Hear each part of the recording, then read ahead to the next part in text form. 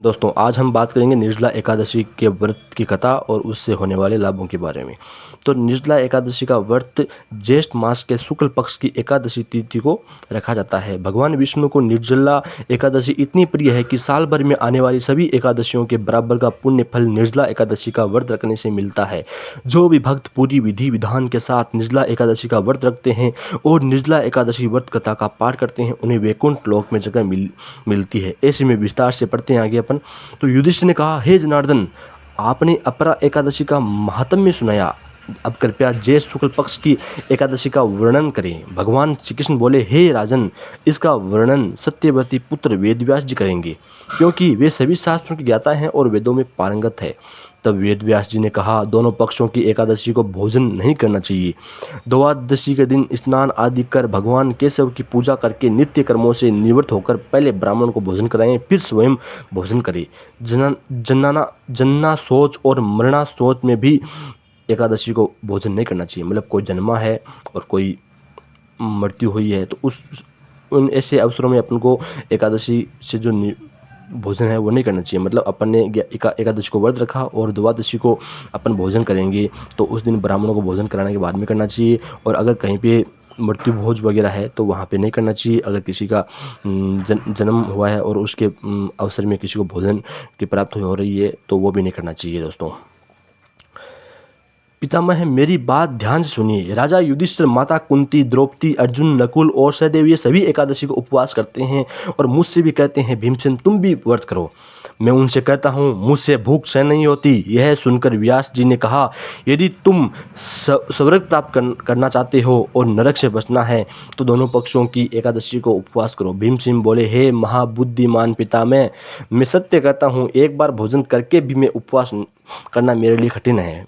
फिर बिना खाए कैसे रह सकता हूँ? मेरे पेट में वृक्क नाम की अग्नि सदैव जलती रहती है जो बहुत भोजन करने पर शांत होती है। इसलिए हे महामुनि, मैं वर्ष भर में केवल एक बार उपवास कर सकता हूँ। कृपया कोई ऐसा एक व्रत बताइए जिससे स्वर्ग भी प्राप्त हो और कल्याण हो सके। मैं इसका विधिपूर्वक पालन करूँगा। व्यास जी ने कहा, भीम, ज्येष्ठ मास में जब सूर्य वृषभ या मिथुन राशि में रहते हैं उस समय जो एकादशी आती है उसका यम नियम से और निर्जल उपवास करो। केवल कुल्ला या आचमन के लिए ही जल ग्रहण किया जा सकता है। इसके अतिरिक्त किसी भी प्रकार का जल विद्वान पुरुष को मुख में नहीं लेना चाहिए, अन्यथा व्रत भंग हो जाता है। एकादशी को सूर्योदय से लेकर अगले दिन के सूर्योदय तक मनुष्य को जल का भी त्याग करना चाहिए, तभी यह व्रत पूर्ण होता है। द्वादशी को प्रातः स्नान करके विधिपूर्वक ब्राह्मणों को जल और सुवर्ण का दान करना चाहिए। इसके पश्चात जितेंद्रिय पुरुष ब्राह्मणों के साथ स्वयं भोजन करें। वर्ष भर में जितनी भी एकादशियाँ आती है उसका पुण्य फल होता है, वह सब केवल निर्जला एकादशी के व्रत से प्राप्त हो जाता है। इसमें तनिक भी संदेह नहीं है। शंख चक्र गदा धारण करने वाले भगवान केशव ने स्वयं मुझसे कहा था कि यदि कोई मनुष्य सभी बातों को छोड़कर केवल मेरी शरण में आ जाए और एकादशी को निराहार रहे तो वह सब पापों से मुक्त हो जाता है। एकादशी व्रत करने वाले के पास कभी भी विशालकाय विकराल आकृति वाले काले रंग के दंड और पास धारण करने वाले यमदूत नहीं आते। जब उस मनुष्य का अंत समय आता है तब पीताम्बरधारी सौम्य स्वभाव वाले, हाथ में सुदर्शन चक्र धारण करने वाले और मन की गति के समान वेगशाली विष्णुदूत आकर उसे भगवान विष्णु के परम धाम ले जाते हैं। इसलिए मनुष्य को निर्जला एकादशी को पूर्ण श्रद्धा और विधिपूर्वक उपवास करना चाहिए। तुम भी यज्ञ और श्रीहरि की पूजा के साथ ये व्रत करो जिससे सभी पापों की शांति हो सके। चाहे स्त्री हो या पुरुष, यदि उसने मेरु पर्वत के बराबर भी महान पाप किया हो तो वह भी एकादशी के प्रभाव से भस्म हो जाता है। जो मनुष्य उस दिन जल के नियम का पालन करता है वह पुण्य का भागी होता है। उसे एक एक पहर में करोड़ों स्वर्ण मुद्राएं प्राप्त करने के बराबर फल प्राप्त होता है। निर्जला एकादशी के दिन जो भी स्नान, दान, जप, होम आदि किया जाता है वह सब अक्षय फल होता है। यह स्वयं भगवान कृष्ण का वचन है। इस व्रत को विधिपूर्वक करने से मनुष्य वैष्णव पद को प्राप्त करता है।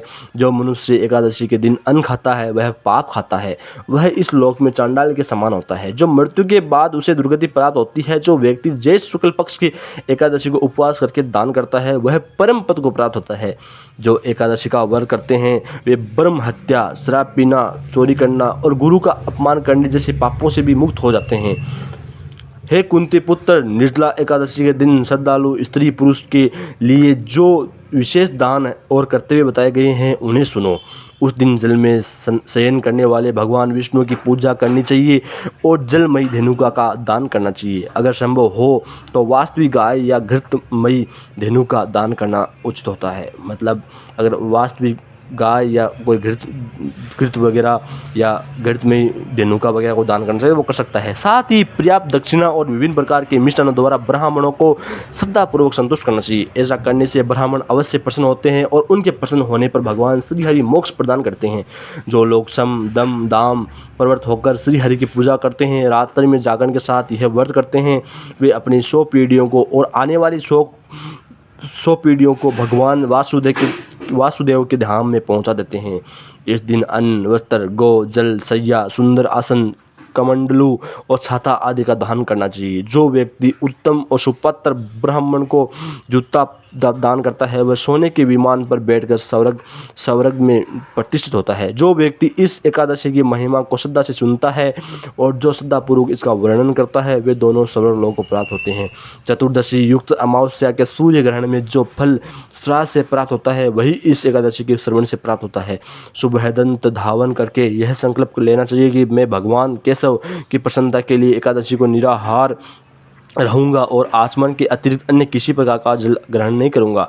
द्वादशी के दिन भगवान विष्णु की गंध, धूप, पुष्प, वस्त्रों से विधि पूर्वक पूजा कर जल का कलश दान करते हुए मंत्रों उच्चार के साथ संकल्प करें। देव देव ऋषिकेश संसाराणावतारक उदकुंभ प्रदायन नेन नये माम परमाम गति, यानी संसार सागर से तारने वाले देव देव ऋषिकेश, इस जल के घड़े का दान करने से आप मुझे परम गति की प्राप्ति करवाएं। भीमसेन, ज्येष्ठ मास में शुक्ल पक्ष की जो शुभ एकादशी होती है उसका व्रत करना चाहिए और उस दिन शेष ब्राह्मणों को शक्कर के साथ घड़े के जल दान करना चाहिए। ऐसा करने से मनुष्य भगवान विष्णु के करीब पहुंचकर सुख और आनंद का अनुभव करता है। इसके बाद एक द्वादशी को ब्राह्मण भोज कराने के बाद स्वयं भोजन करना चाहिए। जो इस प्रकार पूर्ण रूप से पाप नाशिनी एकादशी का व्रत करता है वह सब पापों से मुक्त हो जाता है और अनामय पद को प्राप्त होता है। यह सुनकर भीमसेन ने भी इस शुभ एकादशी का व्रत आरंभ कर दिया। तब से यह लोक में पांडव द्वादशी के नाम से विख्यात है। जय श्री कृष्ण दोस्तों। और इस दिन आपको ओम वासुदेवाय नमो नमः या वासुदेवाय नमो नमः ऐसे मंत्रों का आपको 108 बार जाप करना चाहिए, जिससे आपको मुक्ति प्राप्त होगी, आपको आनंद मिलेगा, आपको मन की शांति प्राप्त होगी।